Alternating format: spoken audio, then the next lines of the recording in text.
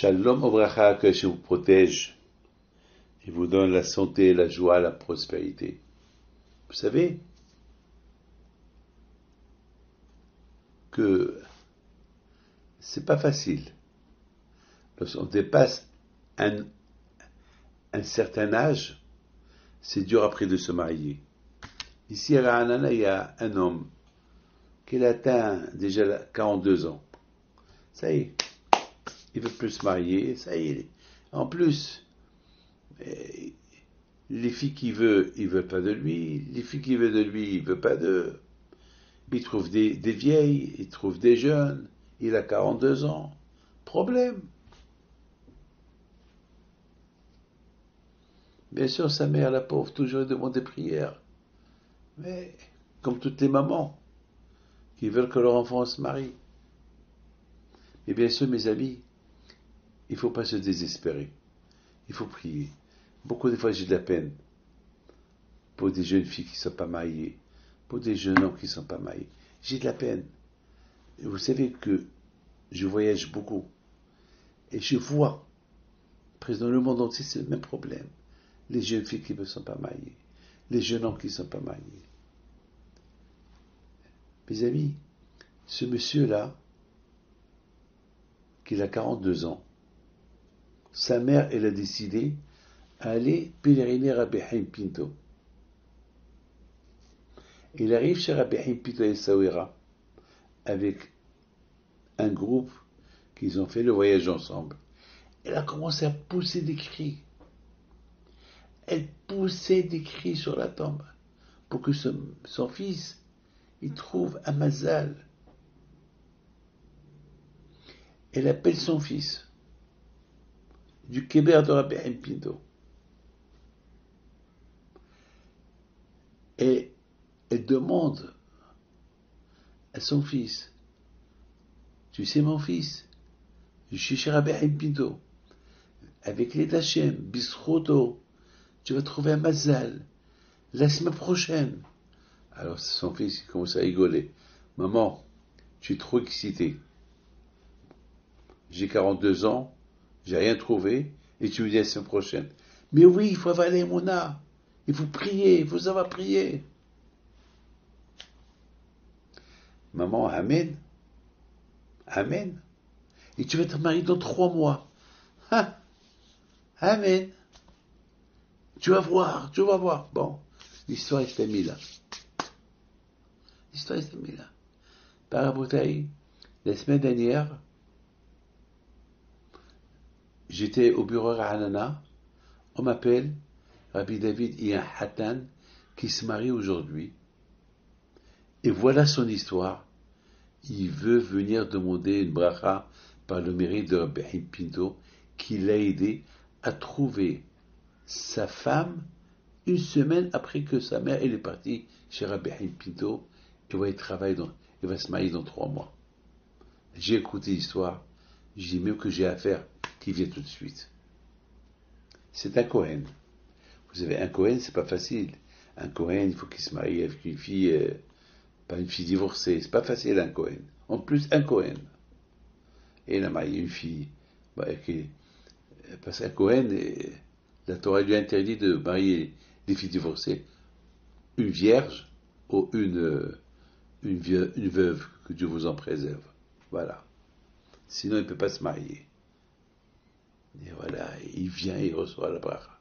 C'est ça la émouna, mes amis. Vous savez, les gens qui vont écouter cette histoire, ils vont dire, et voilà, et pourquoi pas moi, et pourquoi pas moi. Mes amis, moi je ne suis pas le bon Dieu. Moi, tout ce que je vous dis, il faut prier. C'est tout. Moi, c'est ce qu'on fait. Il faut prier. Écoutez, cette semaine, j'avais besoin de 10 000 shekels. Mais j'avais besoin dans les minutes à venir. Il fallait que les minutes à venir. Il y a quelqu'un qui vient, il apporte 10 000 shekels.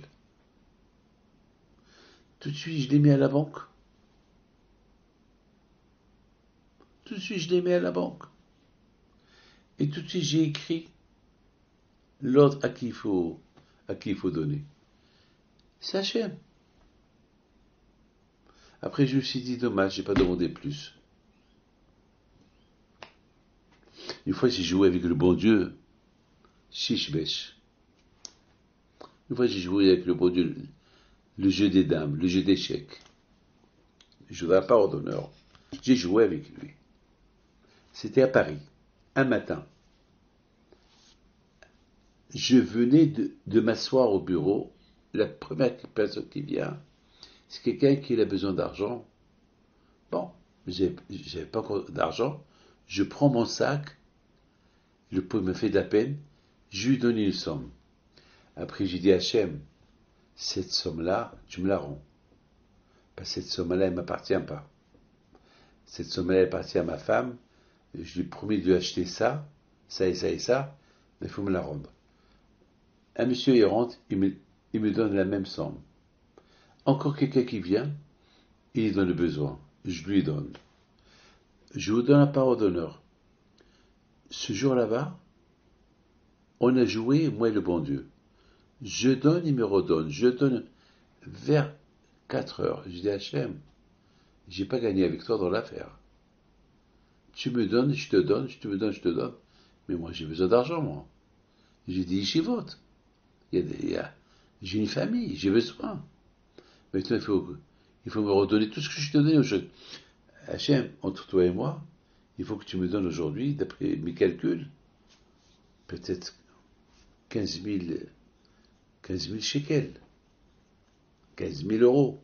C'était en France. Vous ne voyez pas un monsieur qui vient et c'est la folie. Il me dit, Rabbi David, vous savez, on va marier notre fils et on devait prendre 2 chanteurs. Un chanteur écoute ça et un chanteur écoute ça. Alors j'ai dit à ma femme, pourquoi dépenser pour 2 chanteurs? On va prendre un seul chanteur.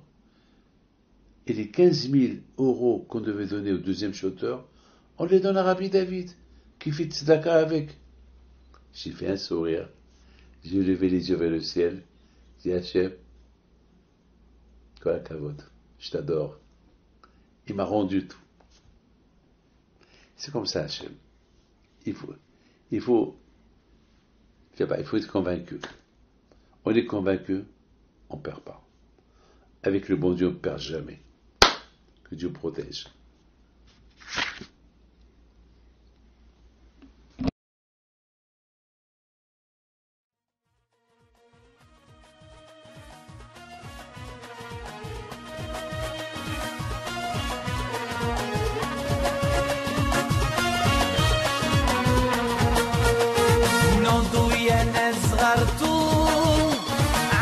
حي بينتو وقف لنا زي خوتو يا وز خوت